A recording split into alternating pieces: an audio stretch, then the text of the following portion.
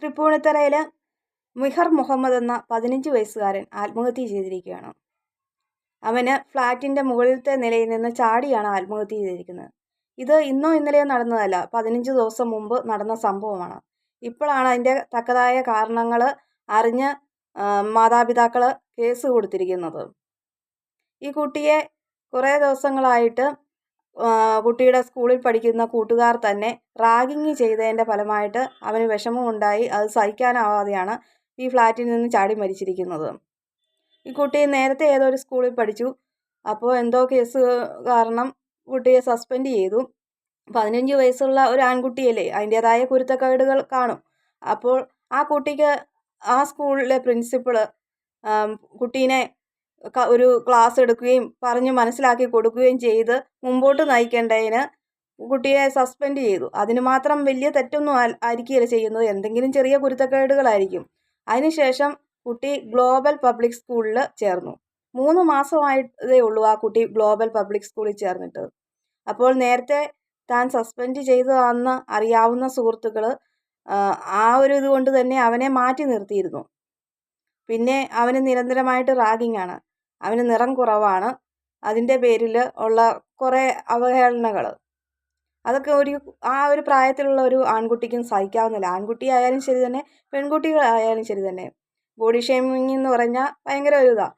ഇപ്പം കഴിഞ്ഞ ദിവസങ്ങളിൽ നമ്മുടെ ഫിലിം ഉള്ള ഹണി റോസ് തന്നെ ബോഡി ഷെയിം നടത്തിയെന്നും പറഞ്ഞുകൊണ്ട് പോലീസ് കേസും കാര്യങ്ങളും ഒക്കെ ആയിട്ട് കുറേ കോലാഹലമായിരുന്നു. അപ്പോൾ പിന്നെ ഈ കുട്ടിക്ക് 15 വയസ്സുള്ള ഒരു കുട്ടിക്ക് തൻ്റെ പ്രായക്കാരായ സുഹൃത്തുക്കളുടെ മുമ്പിൽ വെച്ച് നിറത്തിൻ്റെ പേരിലൊക്കെ തന്നെ അവഹേളിക്കുമ്പം എന്തോരം വിഷമം ഉണ്ടാകും എന്നുള്ള കാര്യം നമുക്ക് പറയാതിരിക്കാനാവില്ല. അതെല്ലാവർക്കും മനസ്സിലാവുന്ന കാര്യമാണ്. ഈ കുട്ടി വീട്ടിൽ ആരോടും പറഞ്ഞില്ല. തൻ്റെ അടുത്ത സുഹൃത്തുക്കളായ കൂട്ടുകാരുടെ അടുത്ത് ഇത് പറഞ്ഞു. അവരും പുറത്തറിയിക്കേണ്ട എന്നൊക്കെ പറഞ്ഞു. കുറച്ച് ദിവസം കഴിഞ്ഞപ്പോൾ ഈ കുട്ടി ആത്മഹത്യ ചെയ്തു. വീട്ടിൽ തക്കതായ കാരണങ്ങളൊന്നുമില്ല, ഒരു സന്തോഷമായിട്ട് മുമ്പോട്ട് നയിച്ചുകൊണ്ടിരുന്ന ഒരു കുടുംബമായിരുന്നു. അപ്പോൾ ഇതെന്താണെന്ന് തിരക്കിയപ്പോഴാണ് ഇതിലെ ആരോ കൂട്ടുകാർ പോസ്റ്റ് ഇട്ടായിരുന്നു ഈ കുട്ടിയുടെ നീതിക്ക് വേണ്ടിയിട്ട്. അത് കാണാൻ ഇടയാവുകയും മാതാപിതാക്കൾ അന്വേഷിച്ചപ്പോഴാണ് ഈ കുട്ടിയുടെ നേരെ ശരിക്കും റാഗിങ് ആയിരുന്നു എന്ന് കാരണം അറിയാൻ കഴിഞ്ഞത്. ബാത്റൂമിൽ കൊണ്ടുപോയി ക്ലോസറ്റിൽ നക്കിപ്പിക്കുകയും അതുപോലെ തന്നെ ഫ്ലഷ് ചെയ്യിപ്പിക്കുകയും, മുഖം ക്ലോസറ്റിലേക്ക് വെച്ച് ഫ്ലഷ് ചെയ്യിക്കുകയൊക്കെ ചെയ്യുന്ന കഠിനമായ കൊടും പണികളാണ് ഈ സഹപാഠികൾ ചെയ്തിരുന്നത്. അതിൽ മനം നൊന്തിട്ടാണ് അവൻ ഫ്ലാറ്റിന് മുകളിൽ നിന്ന് ആത്മഹത്യ ചെയ്തത്. കുറേ ദിവസമായിട്ട് അവൻ മാനസിക സമ്മർദ്ദം അനുഭവിക്കുന്നുണ്ടായിരുന്നു. ഇതിനു മുമ്പ് ബസ്സിൽ വെച്ച് ശരിക്കും ഇവനെ തള്ളിയിടുകയും അങ്ങനെയൊക്കെ ചെയ്യുന്ന ഓരോ ഇൻസിഡൻറ്റുകളുണ്ടായി.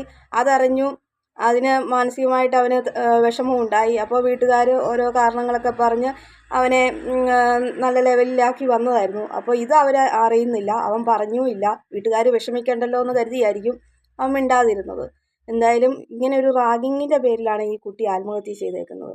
അപ്പോൾ സ്കൂൾ അധികൃതരോട് തിരക്കിയപ്പോൾ അവരിതൊന്നും അറിഞ്ഞില്ല. ഇവരെന്തുകൊണ്ട് ഇത് അറിഞ്ഞില്ല? ഓരോ കുട്ടികളിൽ നിന്നും ഡൊണേഷനൊക്കെ മേടിച്ചാണ് അവരും മാസം ഫീസും കറക്റ്റായിട്ട് സമയങ്ങളിൽ മേടിച്ചിട്ടാണ് ഈ സ്കൂൾ നടത്തുന്നത്. അപ്പോൾ കുട്ടികളുടെ കാര്യത്തിൽ ഇവർക്ക് അത്രയും ഉത്തരവാദിത്തം ഉണ്ടാകേണ്ടതാണ്. ഫീസ് മേടിക്കാൻ മാത്രമല്ല, ഓരോ രക്ഷിതാക്കളും ഇവരെ വിശ്വസിച്ചാണ് തങ്ങളുടെ മക്കളെ സ്കൂളിലേക്ക് അയക്കുന്നത്. അവരുടെ പ്രതീക്ഷകളാണ് നാളേക്കുള്ളത്. തങ്ങളിങ്ങനെ കഷ്ടപ്പെടുന്നു, തങ്ങളുടെ മക്കൾ നല്ലൊരു ലെവലിലേക്ക് എത്തിച്ചേരണം, ഉന്നത വിദ്യാഭ്യാസം കിട്ടണം, ഒരിക്കലും ഒരിടത്തും ഒരു സമൂഹത്തിലും അവൻ താന്നു പോകരുത് എന്നൊക്കെയുള്ള ഒരുപാട് പ്രതീക്ഷകൾ കൊണ്ടാണ് ഓരോ മാതാപിതാക്കളും മക്കളെ സ്കൂളിലേക്ക്, ഈ അധ്യാപകരെ, ഗുരുക്കന്മാരെ വിശ്വസിച്ച് സ്കൂളിലേക്ക് വിടുന്നത്. അപ്പോൾ അവിടെ യാതൊരു കുട്ടികളുടെ അടുത്തും അവർക്ക് ഉത്തരവാദിത്വം ഇല്ലെങ്കിൽ എന്താ ചെയ്യുക? അങ്ങനെ ഉത്തരവാദിത്വം ഇല്ലാതിരിക്കാൻ പറ്റില്ല. ഇവരിതിന് മറുപടി തന്നെ പറയുക തന്നെ വേണം.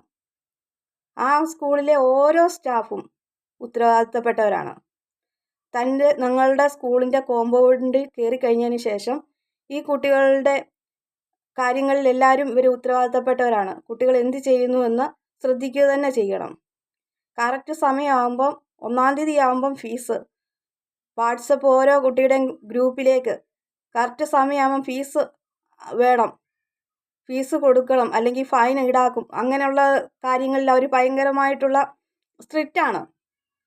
പക്ഷേ എന്തുകൊണ്ട് കുട്ടികളുടെ കാര്യങ്ങളിൽ, അവരുടെ പഠന കാര്യങ്ങളിലും അതുപോലെ ഈ കുട്ടികളുടെ പെരുമാറ്റ രീതിയും ഒന്നും ശ്രദ്ധിക്കാത്തത് എന്തുകൊണ്ടാണ്? അതിനിവർ ഉത്തരവാദിത്തങ്ങൾ ഉള്ളവർ തന്നെയല്ലേ?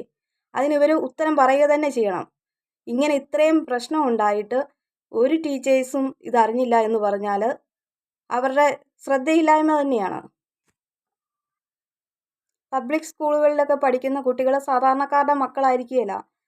നല്ല സാമ്പത്തികമുള്ള ജോലിക്കാരുടെയൊക്കെ മക്കളായിരിക്കും. വളരെ കുറച്ച് പേരെ കാണുകയുള്ളൂ അല്ലാതെ ഉള്ളവർ. അപ്പോൾ അതിൻ്റെ ഹുങ്കാണ് ഇവർക്ക്. കുട്ടികൾ വിഷമങ്ങളൊന്നും അറിയാതെ വളരുന്നതിൻ്റെ ഉള്ള അഹങ്കാരമാണത്. ഇങ്ങനെയുള്ള ഇവന്മാരൊക്കെ പള്ളിക്കൂടത്തിൽ പഠിക്കാൻ വരുന്നതല്ലാതെ റാഗിങ്ങിന് വരുന്നതൊന്നും അല്ലല്ലോ. മുട്ടേന്ന് വരുന്നതിന് മുമ്പ് റാഗിങ് സിനിമയെ കാണുന്ന അതേപടി അവരിവിടെ കിടന്ന് അവതരിപ്പിക്കുകയാണ് ചെയ്യുന്നത്. സിനിമകളിലൊക്കെ കാണുന്ന കാണാം, കോളേജ് സ്റ്റുഡൻസ് റാഗിങ് ചെയ്യുന്നു, സീനിയേഴ്സ് ജൂനിയേഴ്സിനെ റാഗിങ് ചെയ്യുന്നുവെന്ന്. അതുകൊണ്ട് ഈ 8ലും 9ലും പഠിക്കുന്ന മുട്ടയെന്ന് വിരിയാത്ത സാധനങ്ങളാണ് ഇവിടെ റാഗിങ് ചെയ്യുന്നത്. ഇങ്ങനെയുള്ള യുവന്മാർക്കൊക്കെ തക്കതായ ശിക്ഷ തന്നെ കൊടുക്കണം. കൊച്ചുകുട്ടികളാണെന്നും പറഞ്ഞുകൊണ്ട് മൈൻഡ് ചെയ്യാതിരിക്കേണ്ട കാര്യമില്ല. അടിക്കേണ്ടതിനെ അടിച്ച് തന്നെ വളർത്തുക തന്നെ ചെയ്യണം. അങ്ങനെ ചെയ്യാഞ്ഞിട്ടാണ് അവരുടെ ഇഷ്ടത്തിന് പൈസയും കൊടുത്ത് അവരെ തോന്നിയ രീതിയിൽ വിട്ടതുകൊണ്ട് തന്നെയാണ് ഇങ്ങനെ ആയിരിക്കുന്നത്. ഈ മാതാപിതാക്കൾക്ക് നഷ്ടമായിരിക്കുന്ന അവരുടെ മകനെയാണ്. ആ നഷ്ടം ഒരിക്കലും ഒരാൾക്കും നികത്താനാവുകയില്ല. ഇതിന് സ്കൂൾ അധികൃതർ ശരിക്കും ഉത്തരവാദിത്തം ഏൽക്കേണ്ടതാണ്. ഇങ്ങനെയുള്ള സ്കൂളുകളൊന്നും എന്തിനാണ് ഇങ്ങനെ മുമ്പോട്ട് കൊണ്ടുപോകുന്നത്? അടച്ചു പൂട്ടുക തന്നെ ചെയ്യണം. കുട്ടികളുടെ കാര്യത്തിൽ ഒരു ഉത്തരവാദിത്വം ഇല്ലാത്ത സ്കൂളുകൾ അടച്ചു പൂട്ടുക തന്നെ ചെയ്യണം. അതുപോലെ ഇങ്ങനെ റാഗിങ് നടത്തുന്ന ഈ സൈസ് സാധനങ്ങളുണ്ടല്ലോ, ഈ ചെറിയ കുരുന്നുകൾ, ഇവന്മാർക്ക് തക്ക ശിക്ഷ കൊടുക്കുക തന്നെ ചെയ്യണം. അല്ലെങ്കിൽ ഇവനൊക്കെ ഇച്ചിരി കഴിയുമ്പം ഒരു 10-20 വയസ്സ് കഴിഞ്ഞ് കഴിയുമ്പം ഭയങ്കര ക്രിമിനലുകളായിട്ടായിരിക്കും വരുന്നത്. ഇത് മൂളയിലേ നുള്ളണം ഈ സാധനങ്ങളെയൊക്കെ. ഒത്തിരി മുളപ്പിക്കാൻ വേണ്ടിയിട്ട് നിർത്തരുത്.